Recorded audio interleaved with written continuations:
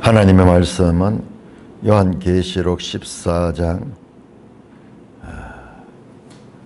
1절 2절을 교독합니다.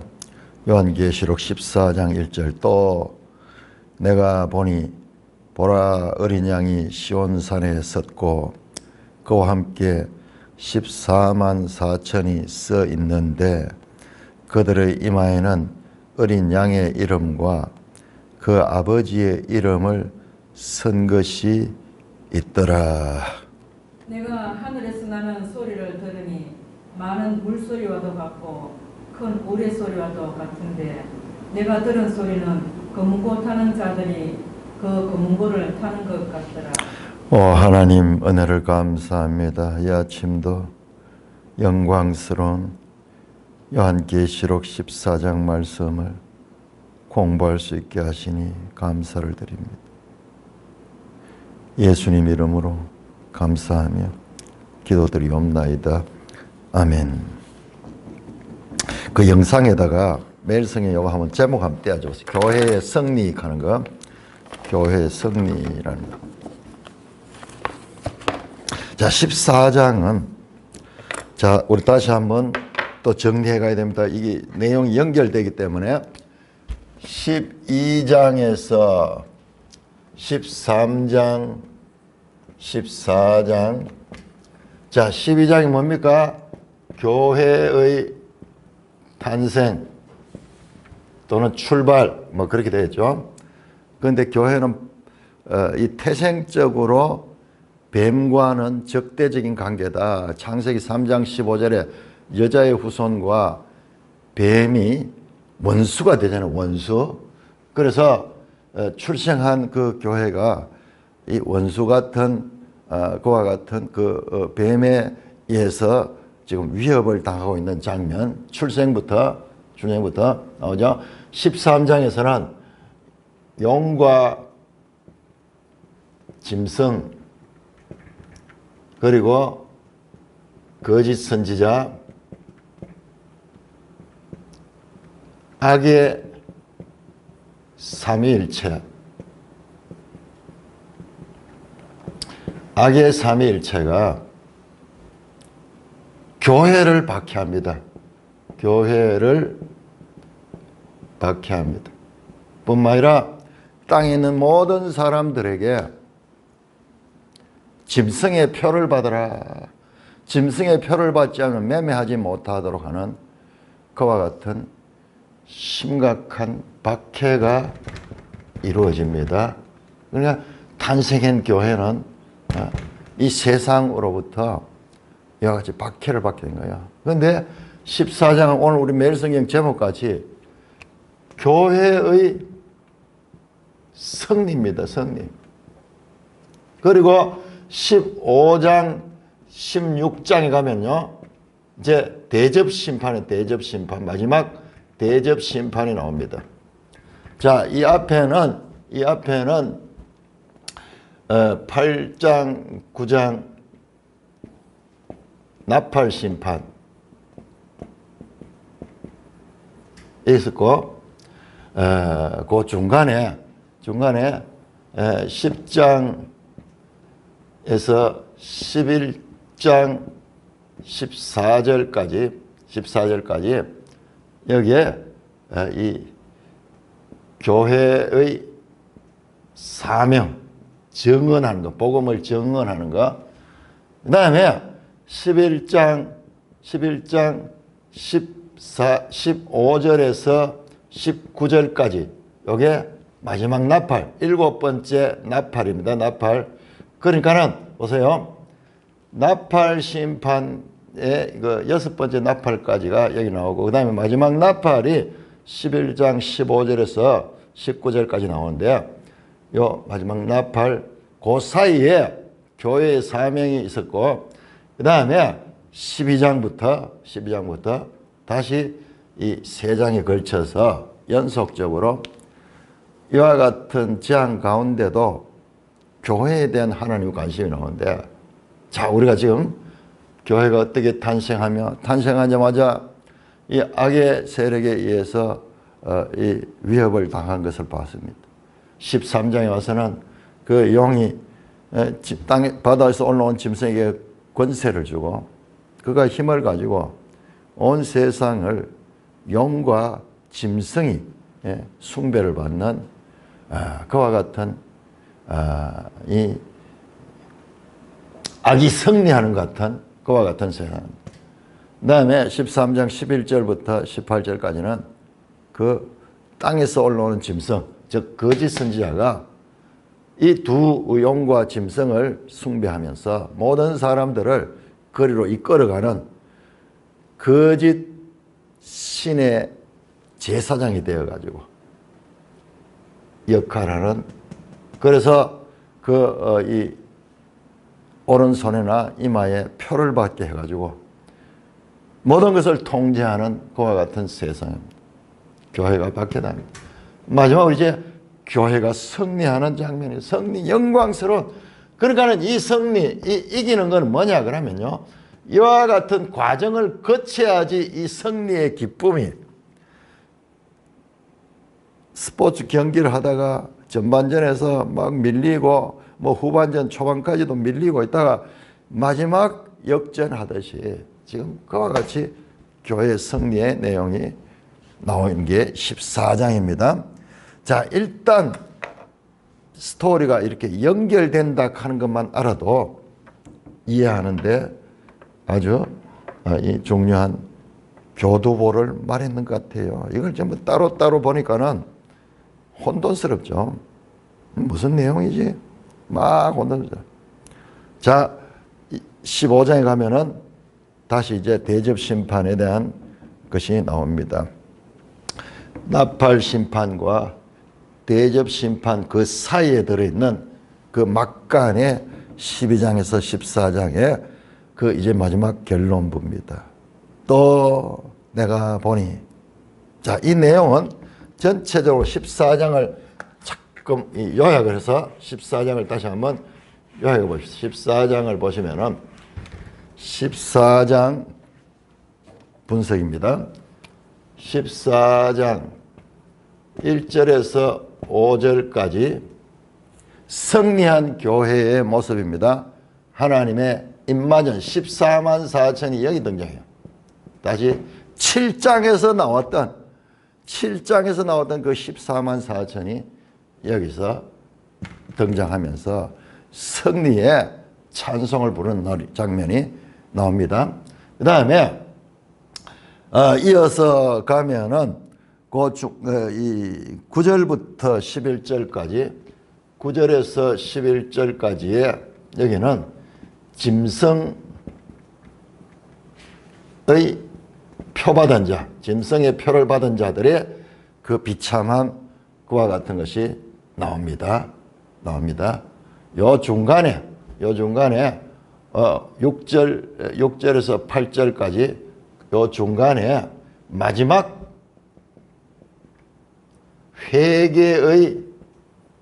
회개를 촉구하는 천사들의 이 선포가 일어납니다.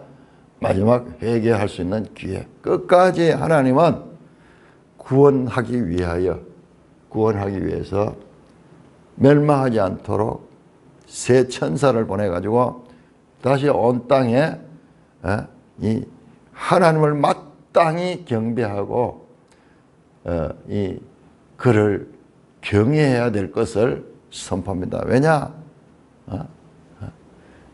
인생들이 하나님을 경배하는 것은 이것은 합당한 일이다. 창조주를 피조물들이 경배해야 된다.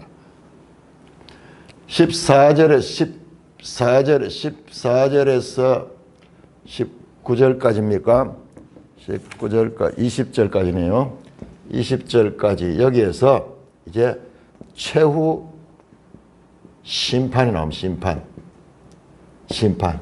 그러니까는 여기에 짐승의 표받은 사람들은 멸망하게 되고, 그 다음에 하나님의 입맞은 자들은 이제 이 하나님 나라로 들어가는 그 결과까지 다 나옵니다. 교회는 비록 박해를 받고 어려움을 겪었지만은 하나님의 추수 때에 알곡이 되어서 하나님 나라로 입성하게 되고, 그러나 이 짐승에 표받은 자들은 이 땅에서 좀 잘 살겠다고 이 땅에서 이 소망을 가지고 있지만 그 결과는 저 포도송이처럼 짓밟혀 가지고 완전히 하나님의 진노의 심판을 당하는 내용이 14장입니다. 14장입니다. 자, 이 전체 그림을 보고 다시 오늘 먼저 1절에서 5절까지는 하나님의 입맞은 자들이 등장합니다. 그러니까 우리가 14만 4천에 대한 말씀 해석이 여러 개가 있잖아요. 그리고 어떻게 보면은 7장의 14만 4천은 거기 특별히 이스라엘 12지파들 이름까지 나오니까는 그 14만 4천은 이스라엘을 가리킨다. 세대주의자들은 지금도 그렇게 가리킵니다. 그렇게 생각하기 쉬운데 지금 보세요. 여기 나오는 14만 4천은 구원받은 자들 전체를 다 포함하는 거예요. 그래서 그리고 신약 성경에 오면요, 더 이상 유대인과 이방인의 구별이 없습니다. 구별이 없습니다. 말씀드렸죠. 그때도 이해하기 쉽지 않을 것 같아서, 왜 이건 분명히 이스라엘 12지파를 가리키는데 제가 그때 그렇게 이야기했습니다. 7장에 나오는 14만 4천과 그 다음에 7장 후반절에 나오는 이 구원받은 하나님 나라에 입성한 성도, 헤아릴 수 없이 많은 7장 11절이죠. 헤아릴 수 없이 많은 흰옷을 입은 무리들과 같은 구원받은 백성이다. 그렇게 내가 말씀을 드렸습니다. 그러니까 하나님의 입맞은 자들이 그 구원받는 것이다. 지금 이것도 마찬가지죠. 하나님 입맞은 자들. 자, 그렇다면 우리가 여기에서 심각한 이제 혼란이 생깁니다. 혼란이. 입맞았기 때문에 구원을 받느냐? 우리가 행위를 통해 가지고 끝까지 예수를 부인하지 않고 믿음을 지키면서 하나님을 경배하며 하나님의 길을 따랐기 때문에 구원을 받느냐? 이 두 개는요. 이 두 개는 이것은 상호 결합이 되어 있어요. 결합. 하나님의 주권, 사람의 책임, 이것은 상호 결합이 되어 있어. 상호 결합이 되어 있기 때문에 이것을 명확하게 구별해낼 수가 없습니다. 구별해낼 수 없습니다. 우리 앞에서 나왔죠. 하나님의 어린 양의 생명책에 기록되지 아니하는 모든 자들이 짐승의 표를 받고 그 짐승을 경배하더라. 그 말에는 13장 7절에 나오죠. 그 말에는 하나님의 생명책에 기록된 자들은 짐승을 경배하지 않는다는 거예요. 그러니까 먼저 있은 게 뭐예요? 하나님의 주권적인 그와 같은 선택과 예정이 있는 거예요. 그럼에도 불구하고 사람의 책임적인 그와 같은 것들은 배제되지 않습니다. 그러니까 이 두 가지는 영원한 신비예요. 신비. 그러면서 신비면서도 세상 어디에는 기독교의 독특한 기독교의 교리입니다. 교리입니다. 이것은 인간의 머리로 풀 수 있는 게 아니에요. 풀 수 있는 게 아니에요. 이것은 하나님의 영역에 속한 거예요. 우리는 이 두 개가 모순이 되는 것 같아요. 모순이 되는 것 같은데, 그런 성경 가르치면 전부 이거예요. 저거요. 다 그래서 이 구원의 교리가 여기에서도 그렇게 적용이 됩니다. 자, 본문입니다. 또 내가 보니, 자, 앞에서 13장까지는 짐승들의 모습을 봤는데 이번엔 다시 이제 보니, 보라, 어린 양이 시온산에 서 있고. 자, 여러분 이런 걸 읽을 적에 강조해서 읽어야 됩니다. 보라, behold, 이 두 너무나 놀라운 장면인 거예요. 너무나 놀라운 장면. 앞에도 여러 장면이 나왔지만 이 장면은 그야말로 말했듯이 모든 그 과정 산전수전 겪고 마침내 장면이 나타날 적에 우리가 감격하듯이 보라 하나님의 그 어린 양이 시온산에 서 있었다. 여러분 앞에 보세요. 12장에 보시면은 12장 마지막 절에 영이 바닷가에 서서 짐승들을 기다리면서 그리고 여자의 남은 자손들을 공격하기 위하여 기다리고 있는 것처럼 이번에는 어린 양이 시온산에 서서 기다리고 있고 그와 함께 14만 4천이 서 있었다. 그 14만 4천의 이마에는 어린 양의 이름과 아버지의 이름을 쓴 것이 있더라.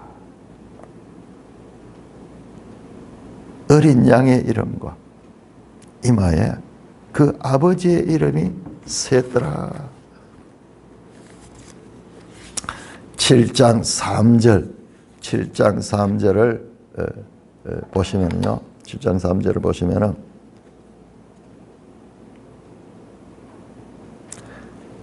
7장 2절 3절 우리가 3절 이르되 우리가 하나님의 종들의 이마에 인치기까지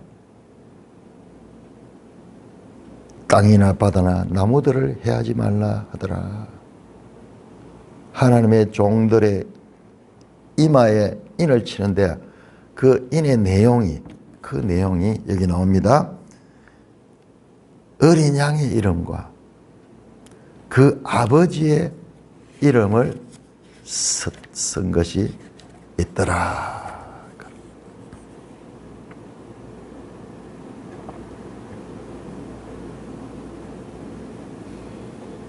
여러분 3장 12절에 보시면요. 3장 빌라델비아 교회 3장 12. 이기는 자는 내 하나님의 성전의 기둥이 되게 하리니 그가 결코 다시 나가지 아니라 내가 하나님의 이름과 하나님의 성 곧 하늘에서 하나님께서 내놓은 새 예루살렘의 이름과 나의 새 이름을 그 위에 기록하라. 나의 새 이름. 여기 나는 예수님이야. 예수님. 지금 이 7교회 말씀하시는 그 성귀하신 예수님. 그 이름이 그 위에 기록되라 그러는데 오늘 이 14장에 보니까는 그들의 이마에 14만 4천의 이마에 인이 새겨져 있는데 그 인의 내용이 어린 양의 이름과 그 아버지의 이름이 거기에 새겨져 있다. 여러분 얼마나 영광스러운 장면입니까?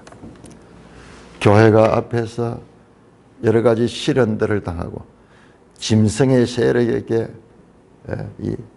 굴복하지 않고 끝까지 인내하며 믿음으로 지켜온 그들에게 이와 같은 영광의 보상이 주어집니다. 여러분 1세기에 박해받고 있던 어린 교회들에게 이 말씀은 얼마나 소망스러우며 희망이 되었겠습니까?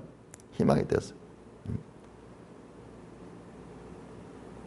이런 본문은요, 천천히 씹어서 읽어야 됩니다. 씹어서 한 절 한 절 단어 하나하나 씹어서 읽어야 됩니다. 어린 양이 시온산에 섰다. 이 말씀은요, 자, 우리 시편 2편 시편 2편을 보시면은 시편 2편 6절에 보시면은 시편 2편이 메시아 시잖아요. 메시아 시잖아요. 그 아들이 나오고 왕이 나오는데 시편 2편 6절에 보면은 내가 나의 왕을 내 거룩한 산 시온에 세웠다.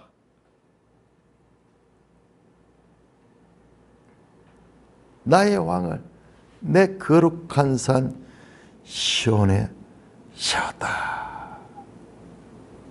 그 왕이 하나님이 택하신 왕이 2절에 나오는 그 기름 부은 자 메시아죠.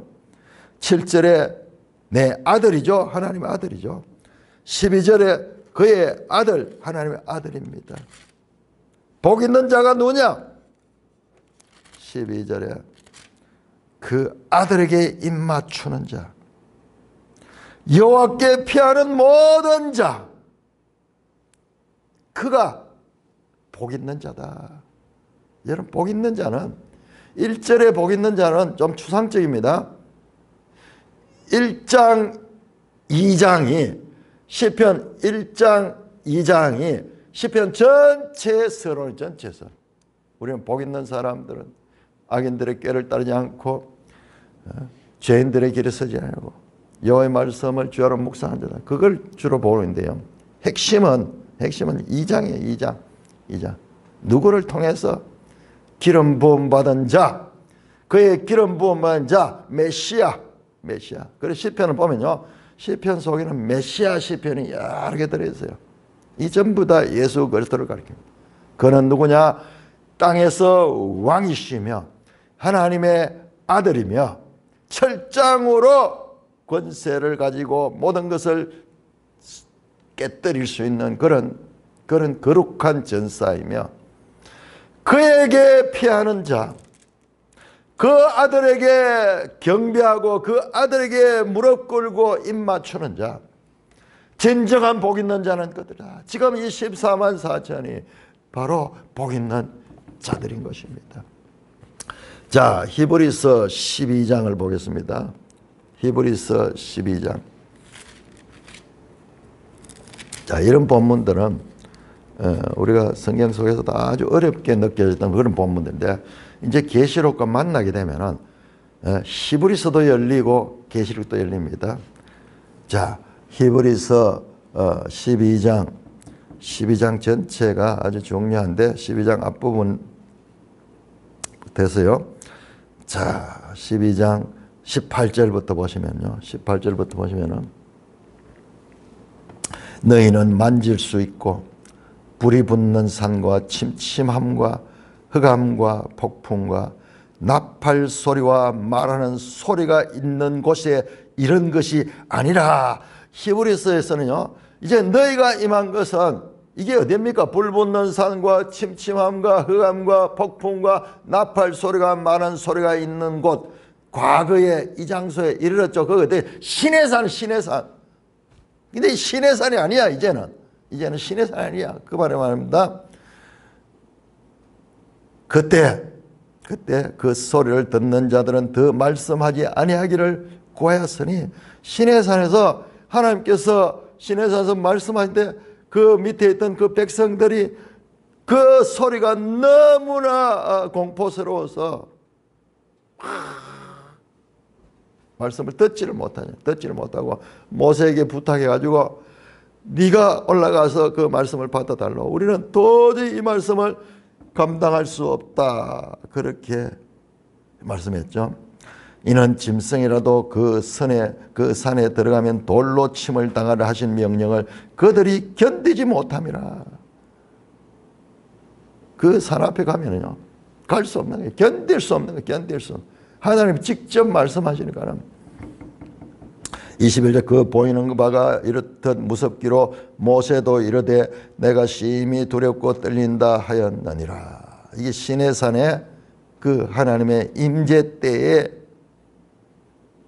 장면을 말씀합니다.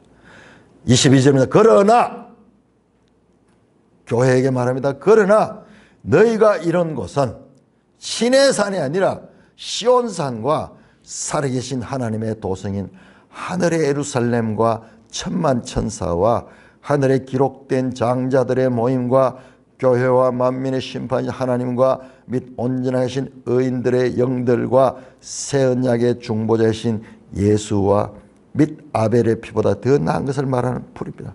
지금 이 장소예요. 이 장소. 이 장소. 이걸 너무 추상적으로 봤는데 이 장소에 시온산에 어린 양이 있고 그와 함께 누가 있습니까? 14만 4천이 있고 그들의 이마에는 어린 양의 이름과 그 아버지의 이름이 새겨져 있다. 지금 히브리서 장면과 두 개를 합쳐서 보면요, 실감이 납니다. 그 신의 산이 아니라 시온산. 신의 산은 두렵고 무섭고 감당할 수 없는 그와 같은 곳이었는데 시온산은 그렇지 않습니다. 시온산은 그렇지 않습니다.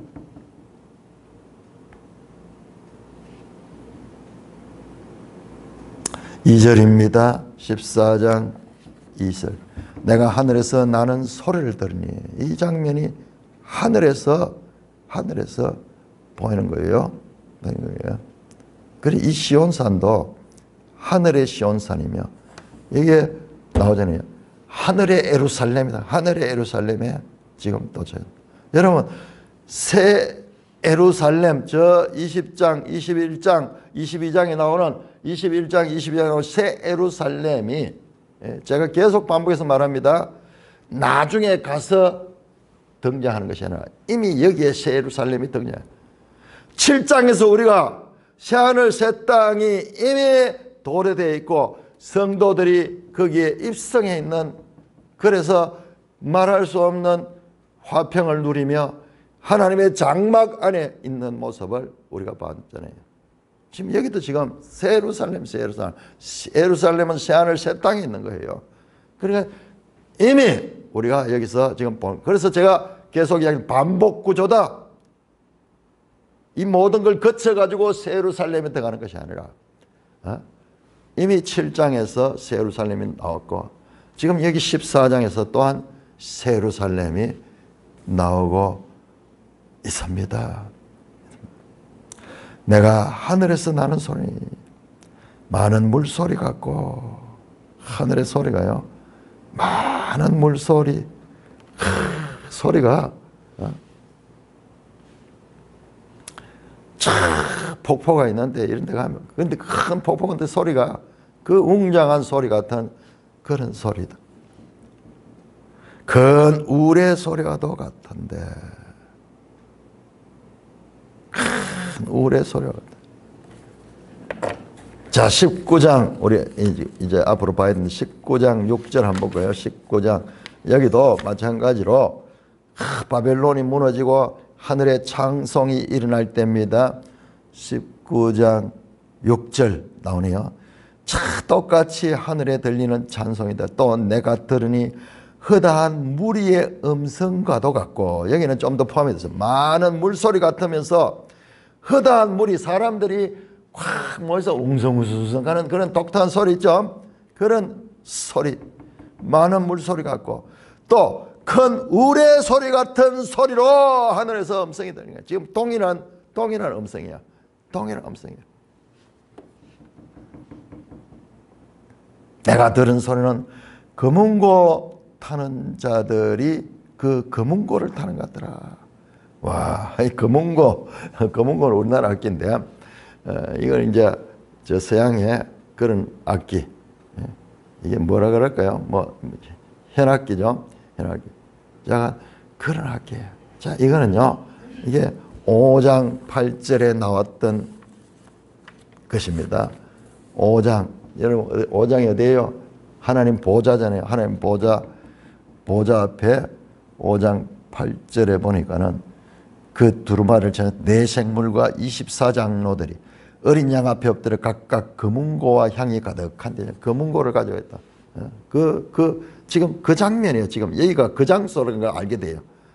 하늘 보좌 앞에 그 장소에 지금 이제 지금 이들이 와 있습니다. 그래서 검은 곳 타는 자들이 검은 곳 타는 것 같다. 3절에서 5절까지 교독합니다. 3절입니다. 그들이 보좌 앞과 내 생물과 장로들 앞에서 새 노래를 부르니 땅에서 속량함을 받은 14만 4천 밖에는 능히 이 노래를 배울 자가 없더라. 이 사람들은 여자와 더불어 더럽히지 아니하고 순결한 자라 어린 양이 어디로 인도하든지 따라가는 자며 사람 가운데에서 속량함을 받아 처음 익은 열매로 하나님과 어린 양에게 속한 자들이니 그 입에 거짓말이 없고 흠이 없는 자들이더라. 여러분 3절에 보세요. 보좌가 나오죠. 자, 계시록 4장 5장에 하나님의 보좌가 나왔죠. 5장의 보좌에는 4장의 보좌에는 성부 하나님과 그리고 내 생물과 24장로들이 동심원을 꾸르고 있어요. 여러분 하나님 보좌가 있고요. 가장 가까이에 누가 있냐면 내 생물이 있어요. 내 생물. 그룹 천사, 내 생물 천사가 있습니다. 가장 가까이에. 하나님 가장 가까이 있는 천사. 그 다음에 그 둘러싸고 24장로가 있죠. 지금 동일합니다. 여기에 내 생물과 장로들 앞에서 뭐 24장로라 안 해도 우리가 앞에서 이미 봤기 때문에 생략한 거예요. 장로 앞에서 14만 4천 그들이 새 노래를 불렀다. 지금 이게 하늘 보좌입니다. 하늘 보좌. 하늘 보좌. 하나님의 보좌. 네? 새 노래를 불렀다. 여러분 5장 9절 볼까요? 5장 9절에서도 이 내생물과 24장로와 천천만만의 그와 같은 천사들이 이 찬송을 불렀지 않습니까? 불렀지 않습니까?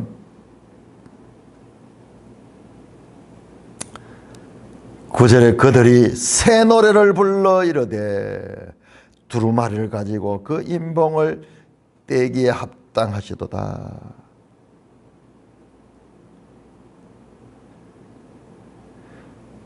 일찍이 죽음을 당해서 각 족속과 방언과 백성과 나라 가운데 사람들을 피로 사서 하나님께 들으시고 그들로 우리 하나님 앞에서 나라와 제사장으로 삼았으니 그들이 땅에서 왕노하더라.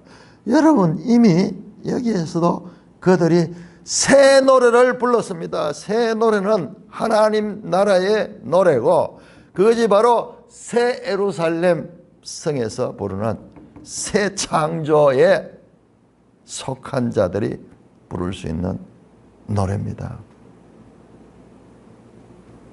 14만 4천이 내 생물과 장로들 앞에서 새 노래를 부르니 땅에서 속량을 받은 14만 4천 마리가 같은 내용이죠. 지금 5장 9절에 나오는 내용이 그거잖아요. 이 찬송의 내용이 새 노래의 내용이 일찍이 죽임을 당하사 족속과 방언과 백성과 나라가 온 사람들을 피로 사서 하나님께 들으시고 그들로 하나님 앞에 나라와 제사장을 삼았다. 그들이 땅에서 왕노할 것이다. 바로 이 자들이 누굽니까? 14장 3절은 땅에서 속량함을 받은 14만 4천. 바로 속량함을 받은 자들입니다. 여기에 나오는 속량함이라는 단어는 아고라 하는 게 뭡니까? 아고라가 시장이거든요. 시장. 아고라쪼 시장에서 이 주고받는 건 뭡니까? 거래하는 거잖아요. 거래. buy 사고, 그 다음에 팔고, 사고, 팔고. 마찬가지로 여기에서 속량함이라는 것은 샀다는 거예요. 샀다는 거. 값을 치르고 샀는 것을 가리킵니다. 땅에서 값을 치르고 이 산 14만 4천 여러분, 요 5장 9절에 이 내용과 이게 같이 연결되는 거예요. 이게 성경이에요. 표현이 조금 달라서 우리가 이 내용이 지금 본질상 같은 겁니다. 그래서 24만 4천 밖에는 능히 이 노래를 배울 자가 없는 새 노래를 부릅니다. 이 새 노래는요, 최신 노래라는 뜻이 아니고, 최신 노래라는 뜻이 아니고, 이 노래는 곡조와 가사가 단지 새로운 것이 아니라 새 사람들이 속량을 입은, 그래서 새 사람 된 자를, 거듭난 자들이 새 하늘, 새 땅, 새 예루살렘에서 부르는 노래이기 때문에 새 노래인 겁니다. 새 노래입니다. 그래서 이 노래는 속량함을 받은 자가 아니고는 이 노래를 알 수가 없는 거예요. 이 노래를 배울 수가 없다고 말하고 있습니다. 이 사람들은 14만 4천이죠. 자, 여기 유대인이라고 하는 이야기 없습니다. 유대인의 이야기 없습니다. 이 사람들은 누구냐? 여자와 더불어 더럽히지 아니하고 순결한 자다. 누구냐? 뒤에 여자가 나오는데 이 여자는 짐승 바벨론과 함께 된 음녀. 그들을 추종하지 않고 그들과 함께 하지 않고 순결한 자다. 자, 19장에 가면 다시 또 이 모습이 나옵니다. 19장 7절 8절. 19장 7절 8절. 우리가 즐거워하고 크게 노래세 그에게 영광을 돌세 어린 양의 혼인기약이 이르렀고 그에게 아내가 자신을 준비하시며 그에게 빛나고 깨끗한 세마포 옷을 입도록 허락하였으니 이 세마포 옷은 성도들의 옳은 행실이로다. 바로 이 더럽히지 아니한 빛나고 깨끗한 세마포 옷을 입은 자들과 같은 사람.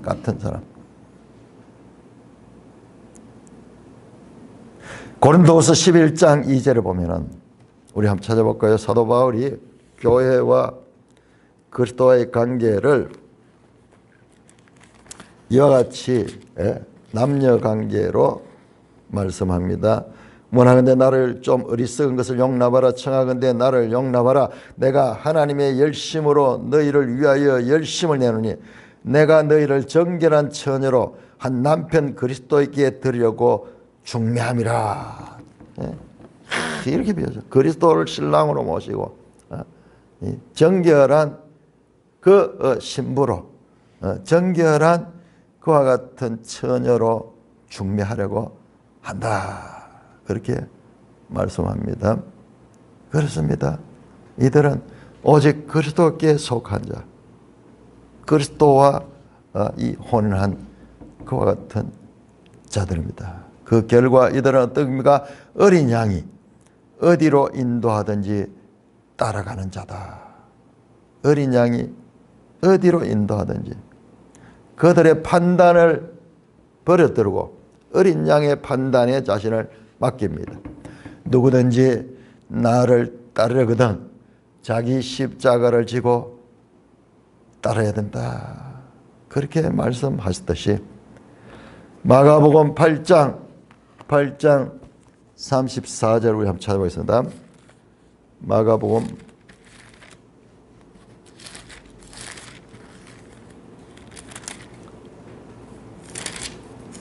8장 34절.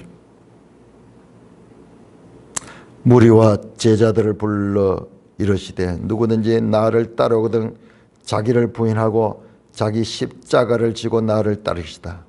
누구든지 자기 목숨을 구원하자 하면 잃을 것이요 누구든지 나와 복음을 위하여 자기 목숨을 잃으면 구원하리라. 만일 사람이 온천을 얻고도 자기 목숨을 잃으면 무엇이 유익하리요? 사람이 무엇을 주고 자기 목숨과 받겠느냐? 누구든지 이 음란하고 죄 많은 세대에서 나와 내 말을 부끄러워하면 인자도 아버지 영광으로 거룩한 천사들과 함께 올 때 그 사람을 부끄러워하라. 여러분 여기에 지금 예수님의 말씀 속에 지금 계시록이 들어있어요. 들어있어요. 죽기까지. 그래서 뒤에 보면은 나옵니다. 이 14만 4천 가운데는요, 짐승의 세력에서 죽는 자들이 있습니다. 거기 보세요. 13절에 보세요. 13절. 주 안에서 죽는 자들은 복이 있다. 왜? 나와 복음을 위하여 자기 목숨을 잃으면 오히려 구원받고 그가 정말 사는 것이다. 진정한 삶을 사는 것이다. 바로 예수님의 가르침에 어린 양이 어디로 인도하든지 따라가는 자들이며 사람 가운데서 속량함을 받아 처음 익은 열매들이다. 여러분 다시 또 여기 속량함이 나옵니다. 속량. 얼마나 강조됩니까? 속량. 어린 양의 속량함을 입은 자들이 구원받는 자들이요. 여기 14만 4천은 어린 양으로 말미암아 속량을 함을 받은 자들이요. 이게 유대인만 가르친 내용이 아니에요. 예수 그리스도를 믿음으로 말미암아 죄사함을 받은 자들, 예수님께서 친히 아고라조 값을 치르고 사신 자들 그들입니다. 그래서 그들은 처음 익은 열매들로 하나님과 어린 양에게 속한 자다. 이들은 그리스도 안에 있는 자들, 그리스도 안에. 사도 바울은 곳곳에서 그렇게 말씀하시죠. 자, 우리 에베소 1장 4절 한번 보겠습니다. 에베소 1장 4절.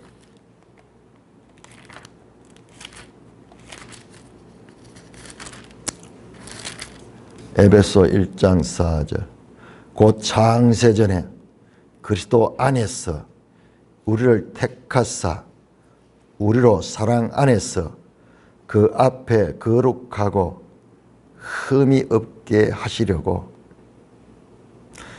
그 기쁘신 뜻대로 우리를 예정하사 예수 그리스도로 말미암아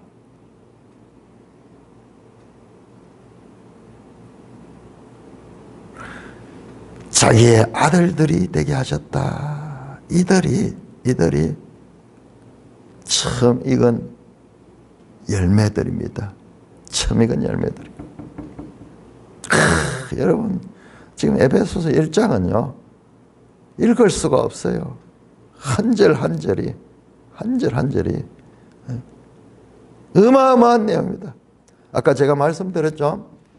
이 하나님의 주권과 사랑입니다. 이 구원받은 성도들은 끝까지 믿음을 지키고 끝까지 인내했던 자들이만 동시에 하나님께서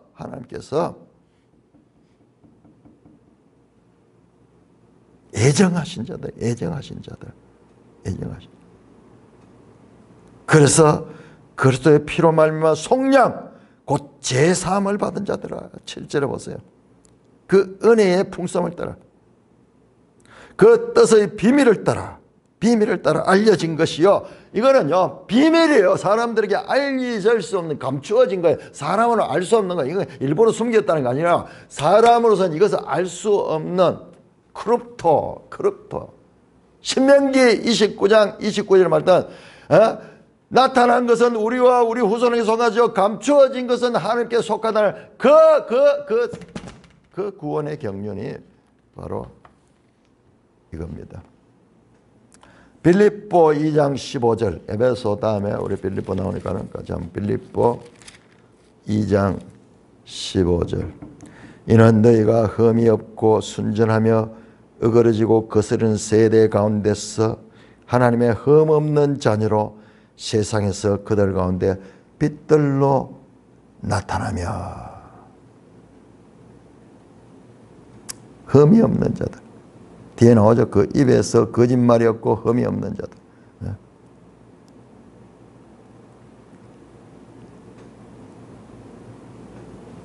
그들은 속했다. 하나님과 어린 양에 속했다. 바울 서신은 전부 다 그리스도 안에서요. 그리스도 안에서. 그리스도 안에. 그 안에 속하여져 있는 거예요. 속하여져 있습니다. 자, 그들의 입에는, 자, 이런 자들, 존재론적으로 하나님께 속하니까는 그들의 행동이 따라 나오는데 그 행동이 어떠냐? 입에는 거짓말이 없고 흠이 없는 자다. 여러분, 이 본문을요, 참 우리가 그냥 우리 생각으로 읽으면은 뭔가 좀 기대가, 뭔가 좀 거창한 내용이 나올 것 같은데 그렇지 않잖아요. 그냥 거짓말 안 하고 흠 없는 자다. 그렇게 말하는데요. 여기서 이 거짓말이라는 것은요, 거짓말이라는 것은 이게 사탄의 속성이잖아요. 요한복음 8장 44절 예수님께서 거짓의 아비라 그러죠. 사탄을 거짓의 아비라 그러죠. 여러분 창세기 3장의 뱀이 어떻습니까? 강교한 자죠. 강교한 자죠. 사탄의 세력은 거짓이고 속이는 자입니다. 앞에 나왔던 13장에 나오는 거짓 삼위일체. 거짓입니다. 거짓. 이 말은 단순히 거짓말 한다는 것이 아니라 사탄과 단절된 자들이다. 사탄과 단절되라. 자, 우리 한번 찾아볼까요? 계시록 21장 한번 보세요. 놀랍게도 계시록 마지막에 새하늘 새 땅에서 이 말씀이 다시 강조됩니다. 21장 계시록 21장 8절 그러나 두려워하는 자들과 믿지 않는 자들과 흉악한 자들과 살인자들과 음행하는 자들과 점술가들과 우상 숭배자들과 거짓말하는 모든 자들은 불과 유황으로 타는 못에 던져진다. 여러분, 이 불과 유황의 이것이요 뒤에 나오는데, 여러분 이게 계시록 14장 한번 보세요. 14장에 이게 나오는 내용입니다. 14장 11절에 보면 10절에 불과 유황으로 고난을 받는다. 지금 이 장소가요, 여러분, 불과 유황으로 타는 불못에 던져지는 것이 누구냐? 제일 먼저 불못에 던지는 게 19장 20절에 보면요, 누가? 짐승과 거짓 선지자가 산채로 불못에 던져집니다. 그리고 20장 10절에 마귀가 불못에 던져집니다. 그래서 이 13장에 나왔던 악의 삼위일체가 다 불못에 들어가고 그거로 끝나는 게 아니라 그를 따르는 자도 21장 8절에 보니까는 그 자들도 다 불못으로 던져지게 됩니다. 이것이 둘째 사망의 해를 당하는 겁니다. 영원한 불못행입니다. 이것을 우리가 일반적으로 지옥이라고 그러죠. 그런데 여기에 죽지 않아요. 이 불못에서 죽지 않습니다. 영원한 고통 가운데 있습니다. 21장 27절 보세요. 27절도 이 새하늘 새 땅에 들어갈 수 없는 자, 27절에 속된 것이나 가정한 일 또는 거짓말하는 자는 결코 그리로 돌아간다. 오직 어린 양의 생명책에 기록된 자들. 자, 여기 보세요. 이 행위가 나오는데 어린 양의 생명책에 기록된 자들, 하나님의 주권 속에 있는 자들이 이와 같은 행위를 그런 행위를 안 하는 거예요. 그러나 이 두 개가 그냥 윤리적으로 막 그들이 그렇게 해서 된 게 아니에요. 그게 아니고 하나님의 주권적 선택을 받은 자. 그래서 그 입에 거짓말이 없고 흠이 없는 자들. 흠이 없는. 자, 22장 15절 계시록 끈질기 세 번이 나옵니다. 22장 15절. 22장 15절. 개들과 점술가들과 음행하는 자들과 살인자들과 우상숭배자들과 및 거짓말을 좋아하며 지어는 데는 다 성 밖에 있다. 생명나무에 들어갈 수가 없는 것입니다. 그러니까 우리가 거짓말은 우리 속에 보면은 이와 같은 죄의 오염이 돼서 거짓말을 습관적으로 하는 경우가 있어요. 목사들도 설교하면서도 거짓말을 하는 경우가 있어요. 막 과장해서 한다든지. 그렇게 하면 안 돼. 그렇게 하면 안 돼. 전한길 선생이 요즘 뭐 이야기인데, 도산 안창호 선생 이야기를 들으면서, 비유하면서, 꿈에라도 거짓말 하지 마라. 자기 신조라 그러는데, 그게 그리스도인의 바른 자세예요. 그게 도산 안창호의 이야기 아니라 성경의 이야기예요. 성경. 여러분, 새하늘 새 땅에 이 거짓말 하지 않는 이것이 세 번이나 강조되는 단순한 거짓말이 아니라 그것은 존재론적으로 사탄과 관계가 단절된 상태입니다. 단절된 상태. 자, 이들이 14만 4천이다. 할렐루야, 할렐루야, 할렐루야. 여러분, 바로 앞에서 13장을 거치지 아니었으면 우리가 이 기쁨을 못 누려요. 여러분, 이거하고 똑같은 장면이 19장이 나옵니다. 19장. 18장이 뭡니까? 18장이 바벨론 성에 무너지는 거예요. 바벨론 성이 무너지고. 이 바벨론 성이 교회들을 박해하고 이 핍박했던 그 세력들이 그게 무너지고 19장이면 할렐루야 찬송이 나오며 하늘에서 찬송이 터져 나오면서 바로 이와 같은 이 기쁜 찬송이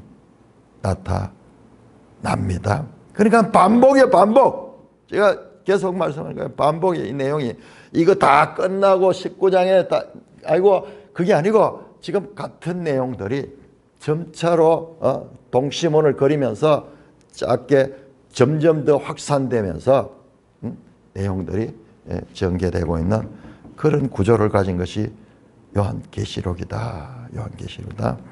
자, 이런 구조를 제대로 알 적에 이게 정리가 되지. 이게 모르면은 또 나왔다가 뒤에 또 새하늘 새 땅이 나왔다 새하늘. 그게 아니에요. 계속 반복해서 그렇게 보여주고 있다. 너무나 영광스러운 14만 4천 예수 그리스도로 말미암아 속량함을 받은 자, 속량함을 받더니 그 하나님 보좌 앞에서 찬송하는 장면. 찬송의 내용이 안 나와. 내용은 없어. 자, 장면만 새 노래를 불렀다 그렇게 되는데 그 노래 내용이요. 내용이 15장에 나타납니다. 15장에 나타납니다. 15장 2절에서 4절까지입니까? 2절에서 4절까지 다시 또 나타나요. 다시 또 나타나요. 이만큼 하나님의 이 계시록의 초점은 구원받는 성도들이 되라. 회개하고 이와 같이 구원받는 성도들이 되라고 하시는 하나님의 뜻이 담겨져 있습니다. 찬송가 14장입니다. 찬송가 14장.